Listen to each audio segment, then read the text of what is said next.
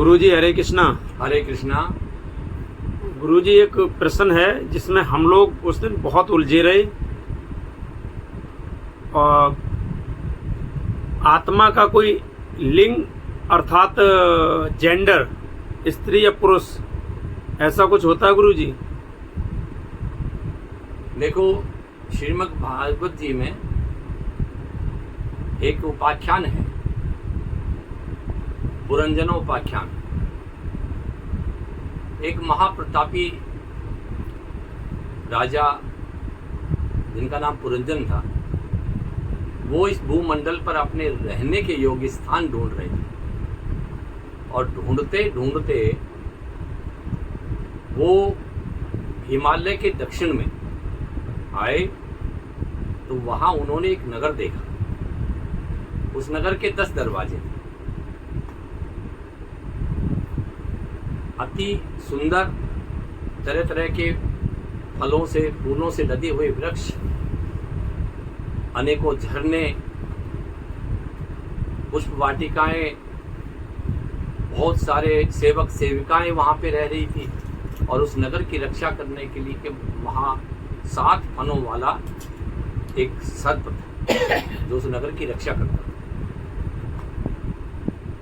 ऐसा अनुपम रूप देख करके उस नगर का और राजा पुरंजन जो थे उन्होंने विचार किया कि ये बहुत ही सुंदर नगर है और मुझे इसे ही अपनी राजधानी बनाना चाहिए।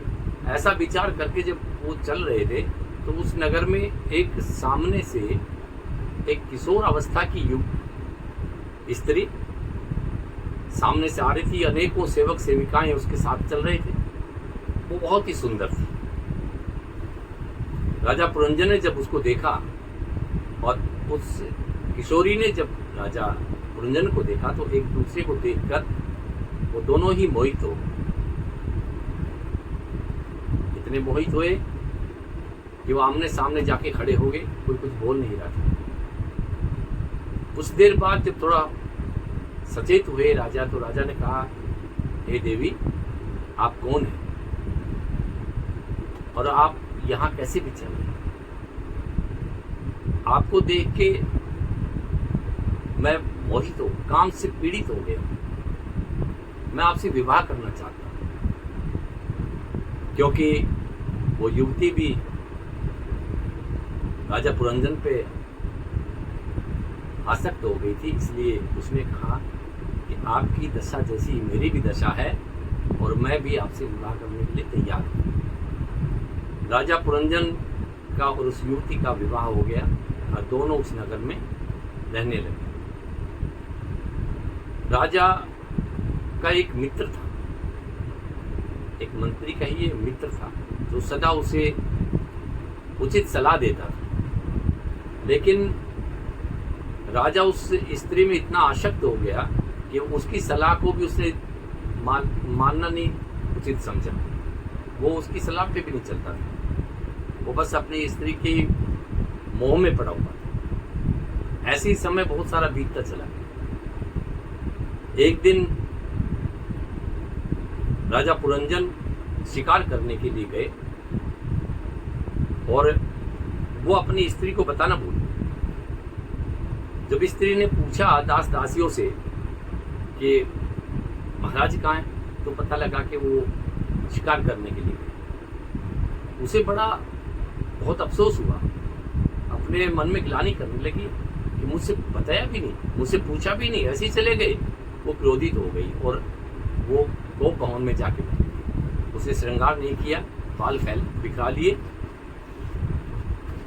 वस्त्र अस्त व्यस्त कर लिए।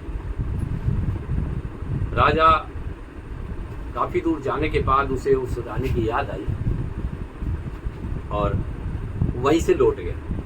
अब वहां से जब वापिस आया तो उसने अपनी स्त्री को जब देखा नहीं तो जब उसने नहीं देखा तो उसने दास दासियों से पूछा, रानी कहाँ है? तो पता लगा गोप भवन में। वो गया वहां पे और तरह तरह से वो पूछने लगा, क्या बात है, आपकी ऐसी स्थिति क्यों है, क्या कारण है? राजा को पता लगा कि मैं बिना बताए शिकार चला गया, इसलिए रानी कुपित है। राजा ने बहुत प्रकार से क्षमा प्रार्थना करी और रानी को मनाया। फिर दोनों एक दूसरे में आसक्त रहने लगे। राजा और भी असावधान हो गया, बस स्त्री में ही लगा रहा। और जब इसी स्थिति यक्षों ने देखी कि राजा और रानी को तो अपने राज्य का कोई ध्यान ही नहीं है, वो तो बस अपनी ही प्रेम लीला में लगे रहते हैं, तो यक्षों ने उस नगर पे आक्रमण कर दिया। तरह तरह के आक्रमण हुए। वो जो नगर की रक्षा करने वाला 7 फन का सर्प था वो भी पीड़ित हो गया और अंततः वो छोड़ के भाग गया नगर।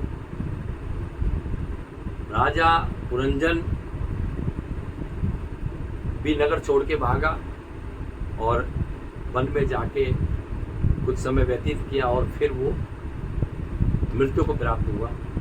लेकिन मरते समय भी उसके मन में उसी अपनी स्त्री के विषय में ही विचार था। उसी के विचार करते करते राजा मर गया। अगले जन्म में वो विदर्भ की राजकुमारी के रूप में जन्म लिया। अगले जन्म में विदर्भ देश की राजकुमारी वैदर्भी बना और उसने एक राजा से विवाह किया और विवाह करके अंत समय में दोनों राजा और रानी वन में संन्यास लेके चले गए। पहले वानप्रस्थ में हुआ, उसके बाद में संन्यास की परंपरा पहले होती चले गए। वहाँ पे राजा को एक सर्प ने खा लिया और सर्प ने खाने के बाद में वो रानी विलाप कर रही थी, रो रही थी, चिल्ला रही थी। उसी समय उसका वो पिछले जन्म का जो मित्र था वो वहाँ पे प्रकट हुआ कि अब विलाप करने से क्या लाभ है। वो उसने उस रानी को वैदर्भी को समझाया कि देखो ये जो 10 द्वारों का जो नगर है वही शरीर है और इसमें विचरने वाला रहने वाला जो ये आत्मा है और ये स्त्री मन है। मन के वश में होके जब आत्मा रह जाती है तब उसकी तुम्हारी जैसी दुर्गति होती है और उसका उचित अनुचित का जो बताने वाला जो उसका मित्र था वो परमात्मा था, ईश्वर था। इस तरह से ये आत्मा का कोई लिंग नहीं होता। किसी जन्म में ये पुरुष है तो किसी में स्त्री भी हो सकती है, ऐसा भागवत जी में बताया।